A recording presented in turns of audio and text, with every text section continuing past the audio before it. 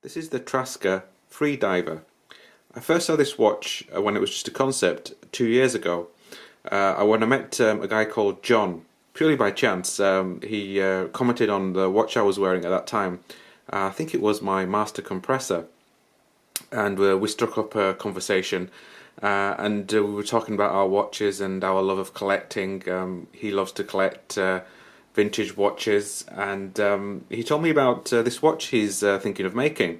So he got his laptop out and showed me the watch, and it was more or less this watch. It has gone through some changes throughout that time, and we've kept in touch throughout that time.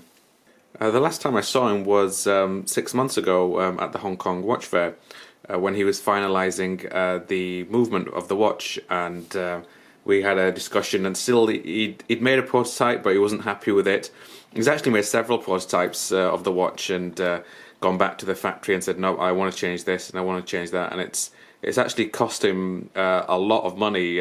So he's gone through a rigorous R&D process when making this watch. So he's not just sort of gone to a factory and gone to a wall and picked out the case he wants, and then the hands he wants, and then the dial he wants. He's actually gone to the factory with all of his plans, and this is a complete watch made from the ground up to his specifications, from the case, the hands, the dial, the bracelet. Everything is bespoke and made by his own specifications, which is really good. Instead of just picking a watch from a factory and said, right, just stick my logo on there and away he goes. But he decided to go down this route, which is really good. I don't like these watches which are just all generic and they all look the same. It's made from 316L stainless steel, and it runs the NH38 movement, which is a three-hand non-date movement, so you can see there's no date. Now, this, for some people, they prefer to have dates, and there are other people who prefer to have watches without a date. Now, it does give it more symmetry when it doesn't have a date. Everything is all evenly lined up, left and right, top to bottom. I'm in the camp of I like to have a date, but it doesn't put me off a watch that doesn't have a date. I would still buy a watch if it didn't have a date and I liked it. So for me, it's not such a big issue. I know a lot of people having a non-date watch is a real no-no. So it's for 40mm in diameter and 48mm lug to lug. So it's not a very big watch, and I'm quite glad he hasn't gone down the road of making these huge watches. The latest thing, or for the past 10 years or so, was to make absolutely huge watches, 44, 46, 48mm. I think a 40mm is a really good size. It will fit most wrists without looking too garish. The bigger the watch, I just think it just looks horrible. It has 20mm lugs, so you can fit a whole variety of straps, and it is 12.5mm in thickness. So it's not too thick, and I think in proportions it's a really good watch. Everything is laid out really well, and it fits my wrist really, really well. Now, when I first saw the watch, like I say, it was just a concept, and it was just like this. It had no crown guards, and I did actually say to John, why are you not putting crown guards on there? Because all dive watches nowadays all have crown guards, and I'm really glad there's no crown guards. It just makes the watch look a lot better. He actually said to me, he says, well, there's no reason to have crown guards. What he's done with this watch is he's tried to, it's very vintage inspired, and the older dive watches didn't have crown guards, so that's what his inspiration of not having crown guards on this watch comes from. I prefer not to have crown guards, if I'm honest. I think the watch looks a lot better without crown guards. You don't need them, so they just look cumbersome in some watches. They're huge in some watches. They make these really gimmicky crown guards where they've got all things to protect your watches and stuff. Now, the crown is a screw down crown, so you just undo it, pull it out, once, and then you can see the watch stops. It's hacking. So those of you who don't know what hacking means, is when you pull the crown out, the seconds hand will stop, and you can set the time to the exact second you want to. Once you set your time, push it back in, and the seconds will start again. And then you can also wind it. So if you haven't worn the watch for some time, or if you just want to wind it every day, if you're not wearing it all the time, I usually take my watch off when I come home. So you can just give it a manual wind if you wanted to, and then very simply screw it back in. Now it screws in really well. There's no sort of grinding or anything. It goes in really well. There's no real issues with the crowns. I know some crowns, they're a bit difficult in some watches. When you put them in, there's a sort of like a little grinding as the threads sort of sink in. This one, I've not had any issues at all with it, and I've been winding it every day to make sure that it's not having any issues. I've had the watch now for almost 4 weeks, and I've been wearing it quite regularly, so it hasn't failed me so far, and it's been keeping really good time. So on the crown you've got the TRASKA logo, which is engraved, deeply engraved inside. It's not lasered in, so you can actually feel it when you rub your fingers across there, and I like that. That is a real attention to detail. I like that a lot. Now the whole watch is really, really well finished. Now considering this is a microband, it really does put shame to a lot of big companies, the way they finish their watches. This has just got such a good finish to it. I am so impressed. You can see on the lugs, there's this polished edge to it which goes all the way around the case and round to the other end, and it's really well finished. The brushing on the case is really well finished. The grain goes all in one direction. There's nothing vertical, horizontal, no sort of zigzag lines. It's really, really well finished. Everything goes in one direction. Now you will notice the watch has drilled lugs. I really like that. That is just such a good thing to have. Now, if you've watched some of my other watch reviews, you will know I love to change my straps, and to have a watch with drill lugs in there makes it so easy to change your straps. It's just a simple case of putting your toolbar in the hole, pressing down, and it just slides out, and then you can put the next strap in. As simple as that. It makes life so much easier. It takes a matter of seconds, and instead of you hacking away at the end of the straps where you can actually damage your straps, this is just such a simple way of doing it. Now again, John has gone through the old vintage watches. So the old vintage watches used to have drilled lugs. Nowadays they don't. I think some people like to have the clean case, but personally I would rather have a case with drilled lugs than have a case which is all scratched up when you're trying to change the straps. Unless you're not going to change the straps and just keep it with the same strap or bracelet, then it's not really an issue. But for me, I change my straps a lot, so it's a great feature for me to have on this watch. Now this watch comes on a stainless steel bracelet, and it is one of the nicest stainless steel bracelets on a microbrand I've ever seen. He has spent a lot of time and effort in this bracelet. It's made with solid links, and it has screws and not pins. There's no reason for you not to have screws. If a microbrand such as John can make it with the TRASKA, bigger brands can do the same thing. Now the clasp is really well done as well. It's got a really nice brush finish to it. You've got the TRASKA name, again deep engraving on there, and the TRASKA logo, both engraved really well. So you pull out the bottom one, and then you've got push buttons which will release the bracelet. Now look at that inner bracelet.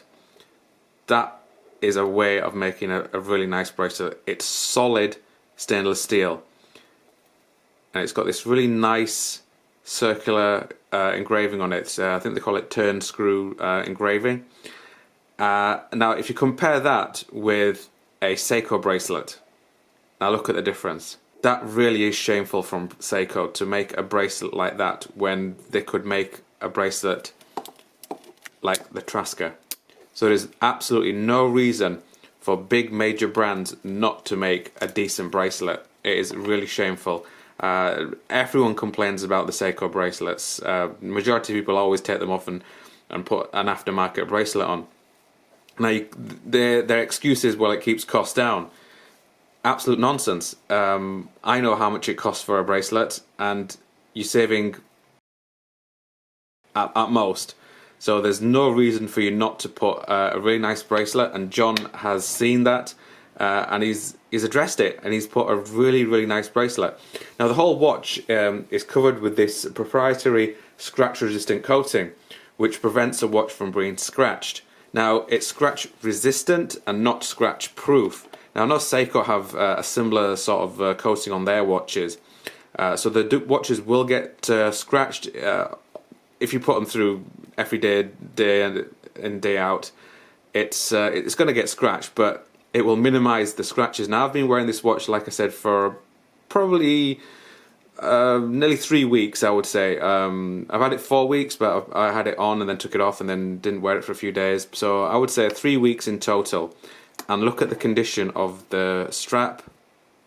There's no scratches whatsoever, even on the bottom of the bracelet where you'd expect it to get scratched. Now there's a little bit there, but it's really minimal.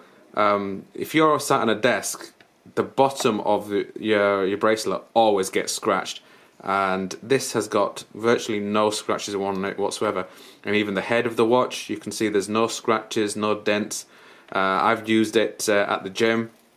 I was actually wearing it when I was doing some workouts. I was doing deadlifts, and it was being slammed on the floor when I was doing the deadlifts. The timekeeping is still spot on. As I said earlier, the whole watch has been bespokely made by John to all his specifications. The only thing which is just off the shelf is the movement, which is the NH38 movement. When I saw him in Hong Kong at the watch fair, he was looking at some of the movement and stuff, and he finally decided to go for the NH38 movement, which is a great workhorse movement. They're very easy to have serviced, so you're not going to have any issues with servicing once you buy the watch.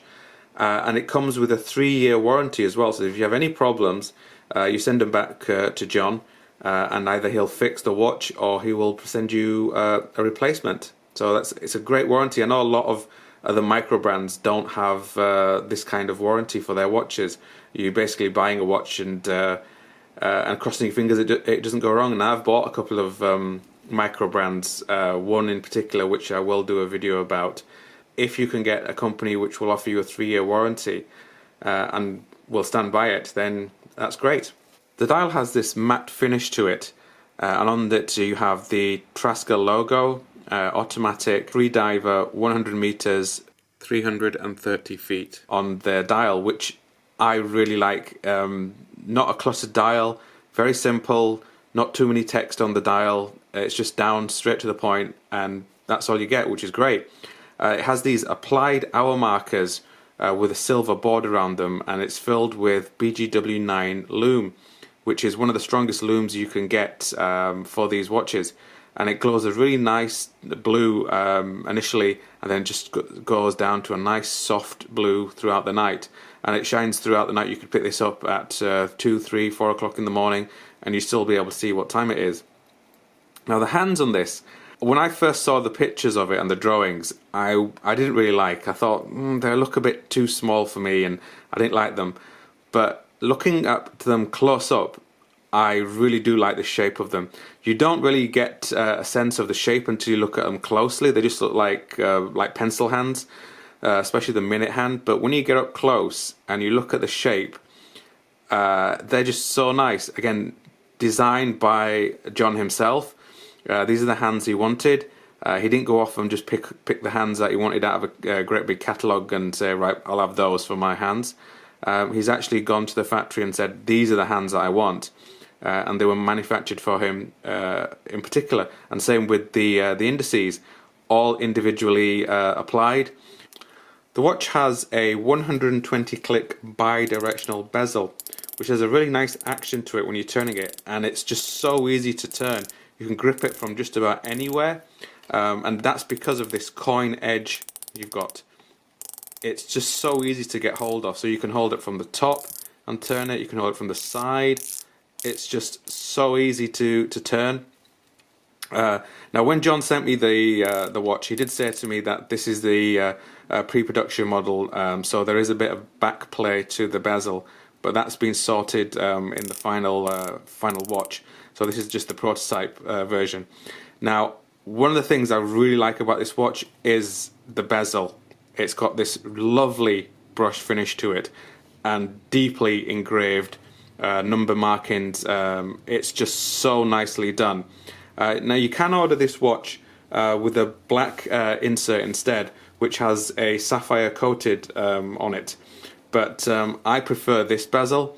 Now the watch does come with different variation of colours as well, so you can have the black bezel, a blue dial with a black bezel, and there's also a PVD fully black watch as well.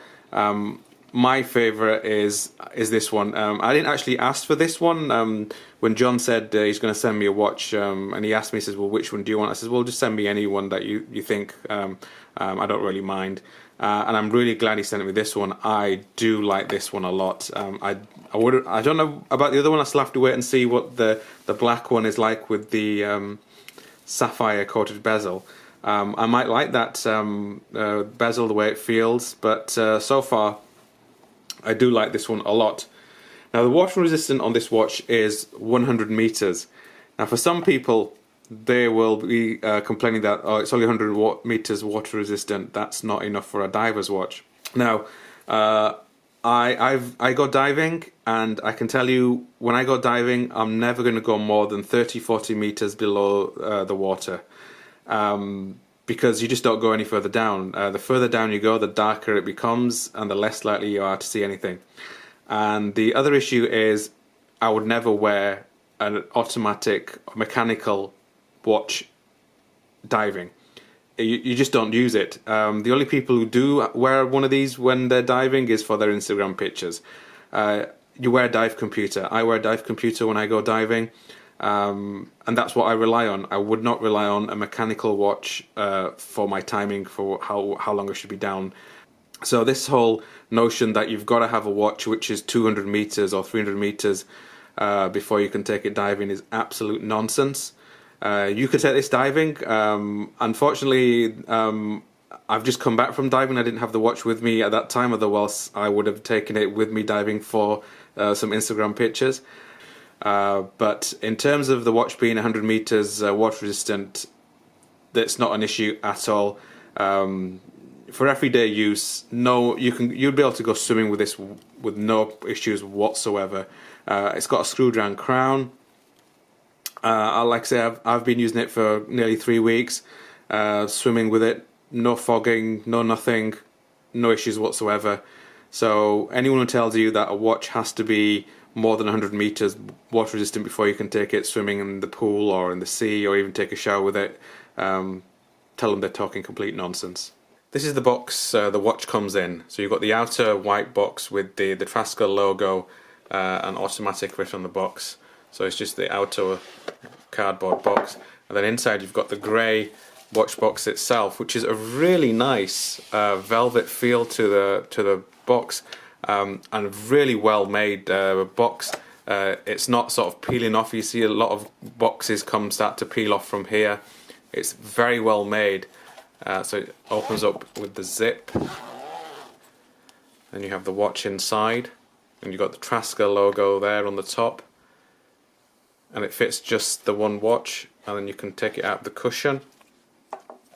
And there's room there for your links, but all in all, a really nicely well made box. It goes well with the watch. Nicely designed, not a cheap box either. You could use it when you're traveling, so to keep your watch in there if you wanted, so it's not too big, it's not too small, but a nice box that is done with the watch. The back of the watch has a stainless steel case to it, and I am so glad that John has gone down this road. He's not gone down the road of putting a see-through back case to it.